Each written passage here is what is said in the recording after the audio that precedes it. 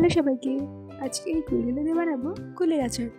জানো তো, আজকে এই আচার বানাতে বানাতে না সেই ছোট্টবেলার কথাগুলো মনে পড়ে যাচ্ছে।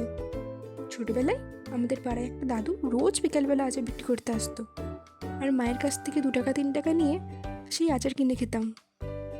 ওহ, কী যে মজা ছিল সেই দিনগুলো! এখন তো সেই দিনগুলো খুব মিস করি। তাই ভাবলাম এই কুলগুলো দিয়ে আচার বানিয়ে খাবো রোজ বিকেলবেলা, সেই ছোট্টবেলার মতো। তাই আধপাকা কুলগুলোকে রোদে শুকিয়ে ভালো করে ধুয়ে পরিষ্কার করে নিয়েছি। তারপর কড়াইতে 2 চামচ তেল দিয়ে ফোড়নে শুকনো লঙ্কা, 5 ফোড়ন আর ফাটানো কুলগুলো দিয়ে স্বাদ মতো লবণ দিয়ে কিছুক্ষণ নেড়ে নিতে হবে। তারপর তাতে দিয়ে দেবো 4 চামচের মতো চিনি আর তার দ্বিগুণ আখের গুড় দিয়ে ভালোভাবে ফুটিয়ে নেব। আর সবার শেষে একটা স্পেশাল মশলা দিয়ে কিছুক্ষণ নেড়ে চেড়ে নিলেই রেডি হয়ে যাবে আমাদের কুলের আচার। আচ্ছা, তোমরা কে কে ছোটোবেলায় আমার মতো কুলের আচার কিনে খেতে বলো তো? আর রেসিপিটা যদি ভালো লেগে থাকে তাহলে চ্যানেলটা সাবস্ক্রাইব, একটা লাইক আর শেয়ার করতে ভুলো না। দেখা হচ্ছে অন্য রেসিপি।